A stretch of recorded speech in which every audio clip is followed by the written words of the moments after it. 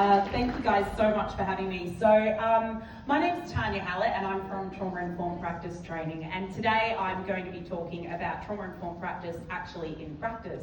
And I've got a microphone because I do tend to walk around a lot. So sorry about that. I hope it doesn't make anyone dizzy. But look, I'm going to talk about trauma-informed practice in practice. Now, trauma-informed practice takes a lot longer than 15 minutes. So this is literally going to be a tiny, tiny, tiny snapshot. There's a lot I can't include in this, and I thought really long and hard about what to put in it. But, you know, there's a lot that's missing because we don't have the time.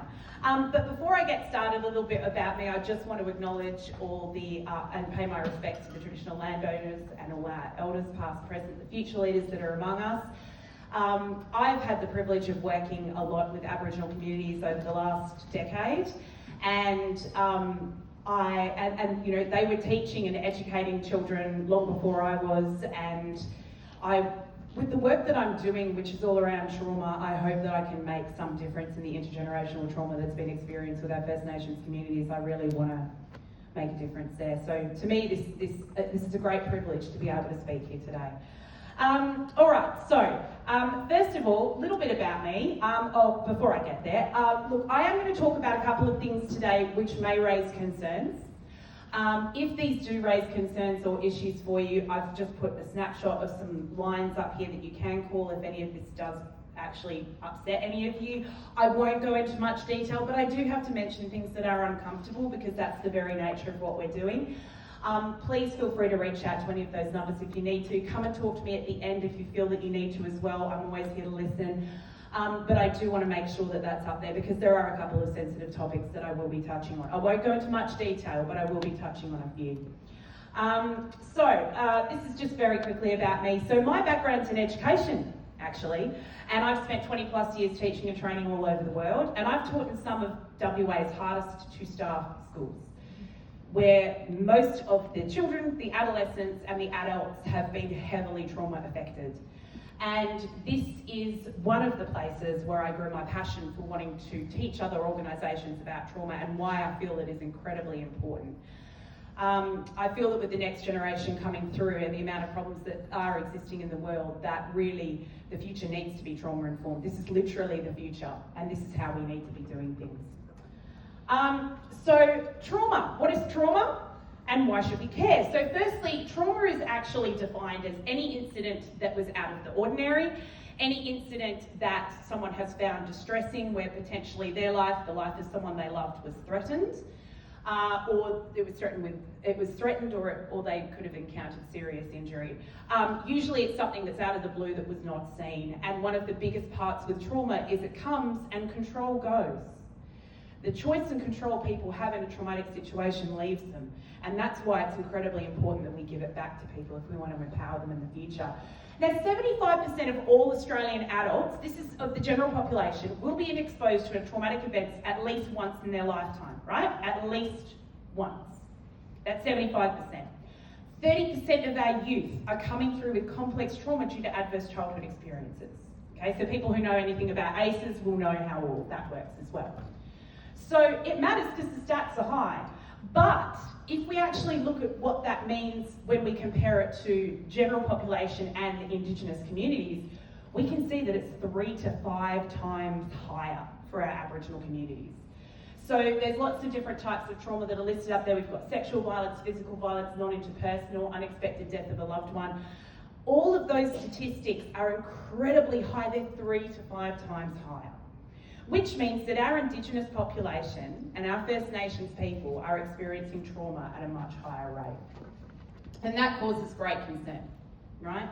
And it means that what we do needs to be trauma informed, especially when we're providing care to our Aboriginal people. Now, the standard prevalence of PTSD, again, this is from the Centre for Clinical Psychology, you will see that the Indigenous sample is 13.3% a 12-month period. For the general Australian population, it's 4.4%. So again, it's triple, right? In a lifetime, it's 19.9% versus 7.3%, okay? So the statistics are really, really high. Now, what that means is that when you have an Aboriginal patient come to see you and you're in a clinical setting or you're in an allied health setting, that it's very, very likely that you are working with people who have experienced some kind of trauma. And it's also likely that you're working with people who have experienced PTSD or have a PTSD. Who have PTSD, have not necessarily had it diagnosed. Which means that the way we deal with people needs to be a lot more informed about the actual effects that trauma has on people for their physical health, as well as their mental health, as well as their emotional health. Now, I thought really long and hard about what I was going to speak about in this. So before I share my story, I also want to talk about the rate of traumatic exposure for our Aboriginal communities. 97.3%. This was from 2012. So I'm going to suggest those stats are even higher. The PTSD rate's 55.2% of those people that have been exposed to traumatic events. And then here's the real kicker. The alcohol and misuse in the group of people that were experiencing PTSD is around 91%. So often when people are showing up to clinicians and they're coming to seek healthcare, for whatever reason that is, it can be, the waters can be muddy because you're not really sure what you're treating. Now, as a clinician, you've got to treat what's presented in front of you. But things like alcohol and drug misuse are all ways of covering trauma. So this particular researcher did a huge amount of work around, well, when people were presenting to clinicians around mental health issues, it was like, well, were they coming for a substance misuse issue, but what was actually underneath the substance misuse issue? Because of course, one of the biggest reasons that substance misuse issues happen is because people are trying to self-medicate around the effects of trauma. People don't just turn to drugs and alcohol because they felt like it. They often turn to it because they're trying to numb the pain of what's actually happening. And that means it's a much more deep-seated issue. Here are the pillars of trauma-informed practice. Has anyone ever seen those before? Raise your hand if you've seen the pillars of trauma-informed practice before. It's okay if you haven't, you're not in any trouble, I promise. Okay, so there's safety. There is trustworthiness. There's choice. There is collaboration, and there's empowerment. So with every dealing that we have with trauma-affected individuals, it's actually really crucial that we provide all those things. If we are not making that person feel safe, you may as well stop the consultation right here. If you can't show that you can provide safety for that person or that you are someone that person can trust, then you're not going to get anywhere with that patient. It's crucial that choice is provided to people who are trauma affected because when they experience their traumatic event, choice goes. They don't get choice. They just have to deal with the event itself. So we've got to give that back to people, somehow, some way. Even if it's small, we've got to find ways of giving that back. And collaborating. People need to know that they can be part of their care. I'm just checking time. Now, look, I thought really long and hard about whether or not to share a personal story of mine, but then I thought about the theme that we've got today, which is sharing our stories. And I thought, well, I can tell you all these statistics, and the statistics do speak for themselves, but I want to explain to you why I'm so passionate about this. So in 2015, my first child, my son, was stillborn. I was 9 months pregnant, and I lost my baby. Now, I'd had a horrendous pregnancy, right? From the very, very get-go. I was really sick. I had hyperemesis gravidarum. Does anyone know what that is? Yeah, it's where you vomit all the time, and people go, oh, this is bad morning sickness. I'm like, no, it's like rain is to a cyclone, right? This was like nuts. And I showed up to my GP and I said to my GP, oh look, I'm vomiting all day, I'm vomiting all night, I'm so sick. I feel like something's wrong here. I feel like I'm dying. She says, oh Tanya, now don't be so dramatic. No one's ever died from a bit of morning sickness. You'll be absolutely fine. And I thought, right, anyway, I presented to ED later, ended up having to go to ED a number of times because I was so violently ill and had to be rehydrated, etc., and given the hardcore meds to try and make it through the pregnancy. And I said, I'm really worried about this baby. Something doesn't feel right about this baby. I just don't feel like things are okay. I don't feel like things are right. I'm really worried. And they said, oh, you know, you'll be fine. I said, well, what about the growth of this baby? I'm so sick. How is my baby getting what it needs? And they said, oh, will you just stop being a nervous Nelly? You're just being a nervous first-time mother. You're absolutely fine. Your baby's fine. Off you go. I said, okay, right. Anyway, on the Tuesday that I found out that my baby's heartbeat was no longer beating, I went in to have my appointment, and I said to the midwives, I feel like something's not right today. I haven't really felt the baby move very much. I'm really concerned. Oh, jump up on the table, we'll listen for the heartbeat. Lo and behold, they can't find it. So she gets another midwife in who tries to listen, can't find it. Midwife leans over me, looks down at me and says, "Is there any particular reason you didn't come in first thing this morning when you didn't feel your baby move?" And I just sat there looking at her thinking, because every single time I've said anything, no one listened. Everybody dismissed me every time I said anything. Are you serious? And now I'm the bad one, and I'm the silly one for not coming. Are you kidding? So look, I won't go into all the details of this labour that went on for 3 days, the epidural that failed, the fact that I was given temazepam and sent home to get a good night's sleep before I could come in and deliver the baby because the beds were all full. So they couldn't really deal with me that night. So they gave me a script for temazepam, and I lined up at the pharmacy and I said, I stood there with the script, and the pharmacist takes a look at the script, comes back in, doesn't look at me in the face, and hands me a piece of paper and a pamphlet on sleep hygiene, and says to me, "You shouldn't be relying on these to go to sleep. You really need to learn how to get good sleep hygiene." And I thought,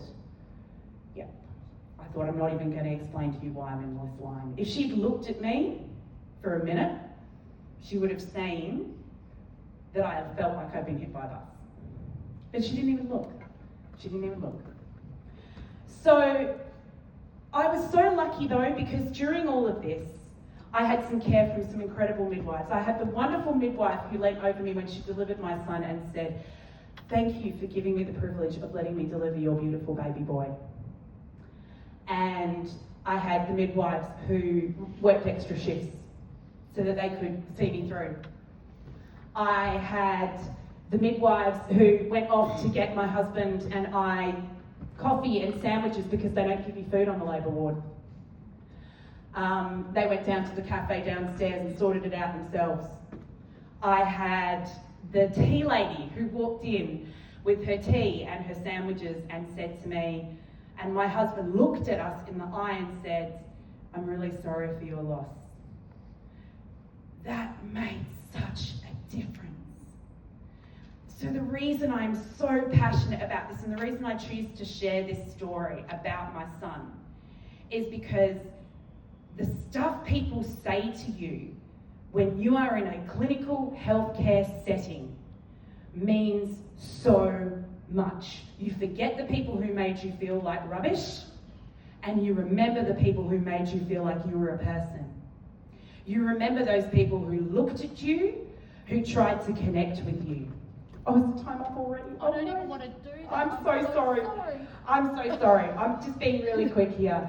And the reason that I want to go over this is because when we ask questions to our Aboriginal people and our patients, we might ask a random question about what's it like, can you tell me about your family history? Well, we've got a third of our population that's been affected by the stolen generation.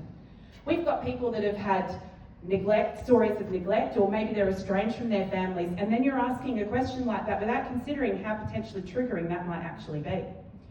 I'm still triggered when I walk past a doctor's room. I'm still triggered when I have to go near an ultrasound machine. I'm still triggered when I see ultrasound pictures. I'm not having any more babies, and I do have 2 healthy daughters. I'm very, very lucky. But it still affects me to this day, and all of these things still trigger me. So imagine how that must feel for people who are going through all these types of experiences. If we think of things like sexual abuse, child abuse, we're asking questions about family, or we have to do an examination. Here you go, just pop up on the bed and lie down for me, and let me feel on your stomach, or let me do an examination. That's horrifying for some people. That's terrifying for some people. That doesn't feel like a routine examination at all. You guys ever seen one of these forms, a SARCS form, a Sensitive Practice Request form? Hands up if you've ever seen one. Okay. They're awesome because they actually give you an opportunity. They give that patient the opportunity, and you may have to explain it because we're also assuming English is the first language, which we know is not always the case with our First Nations people. But that's where people can tell you how they're feeling. Are they anxious? Do they need to know that they can pause the examination? If they're partway through, do they need to know, I need you to stop, I just need a minute? And when people have been affected by trauma, they don't know that they've got the choice. You've got to explicitly remind them that they've got the choice. So it's actually incredibly crucial that we do that. And finally, my key takeaways. Listen to your patients. Listen to what is being said as much as what isn't being said, because a lot of the knowledge that is coming is in the silence. What are people not telling you? Validate their feelings. I can see that this is really difficult for you. This must be really hard for you. Take the time to connect with that person and build trust and safety with that person. Because if you don't do that, you may as well stop the whole consultation. I know that people are under time pressure, but take that time. If they don't think they can trust you and they don't feel safe with you, they are not going to give you the key bits of information you need because they don't feel like they can. And check your own body language. What's it saying? Are you closed off? Are you opened up? How are your palms on the table? How aggressive are you looking when you sit there? What does your face look like when you're concentrating really hard? People who've suffered from trauma are incredibly sensitive to body language. The healthcare environment historically is not a place that people trusted. They're not comfortable there. So don't take that personally. It means you work harder to build the trust. It is what it is. Historically, there's a great reason it's not trusted. And when people are in crisis, they only hear 7% of what you say. So when someone is escalated, when someone's worried, for example, about a sick child, or they're really stressed, they're not listening. They're not able to read the poster. They're able to look at your body language and they can hear your tone. So that means everything. I'm so sorry I went over time. I do apologise, everybody. Thank you so much for listening to something I'm super passionate about.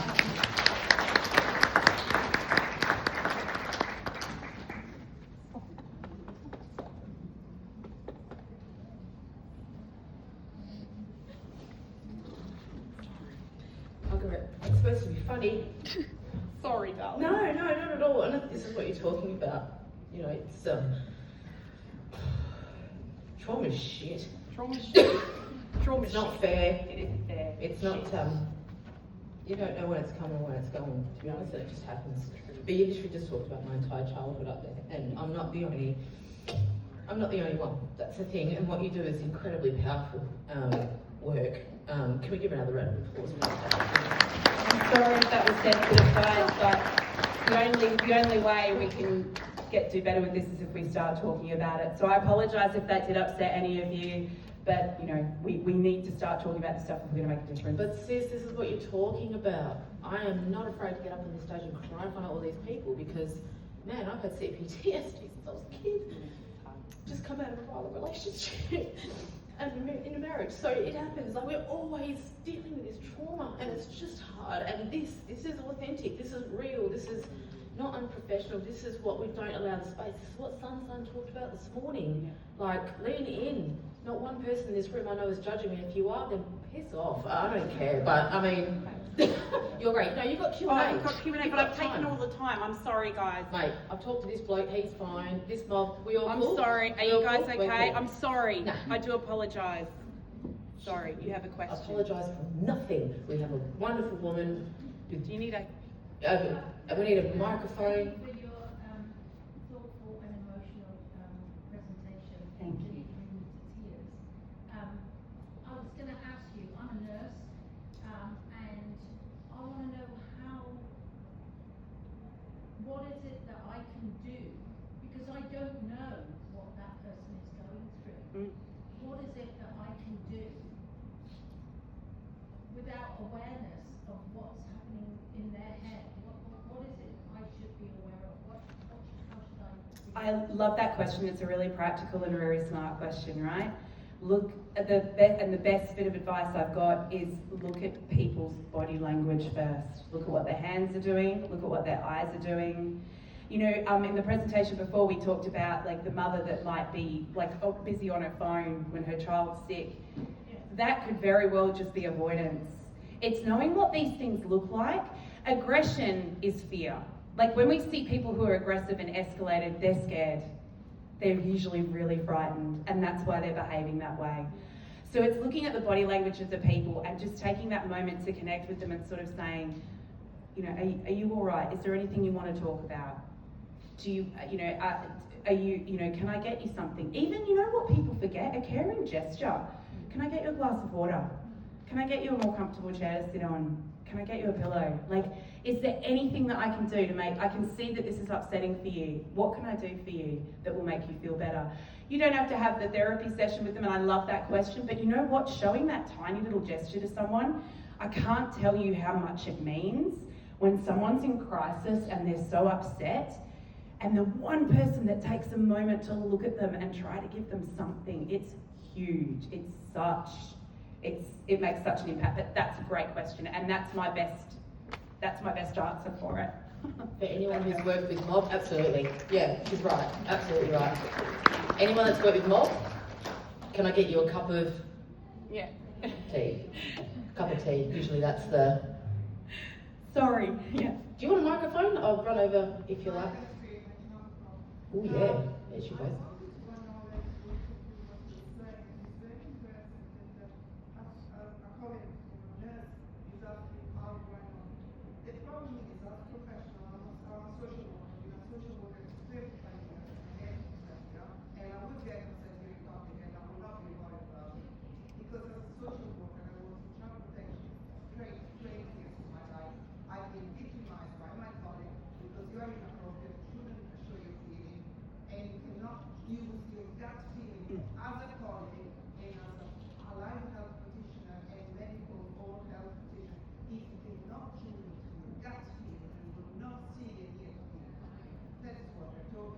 Yeah. You don't need to train. You need to retrain them. Yeah, actually that's so good, yeah. What you observe this is what we are doing to the people. I am with people at the baby at birth. And in fact I start from the mental team who was we were talking about. I start with us. And if you were crying, you were doing that an appropriately weak professional. This is what happened. I think this is the thing. When I've connected with people who've gone through really intense traumas, it's that moment, it's me showing I'm vulnerable, it's them showing that they're vulnerable. That's how real connection's made. It's not through the facades, it's not through the professional veneer, it's not through any of that, it's through, are we gonna be real for a minute? That's where real connection happens. Yeah. I've got to wrap it up there, but you are incredible. Thank you so much. Please give her another big round of applause. Thanks guys, I'm so sorry I went over.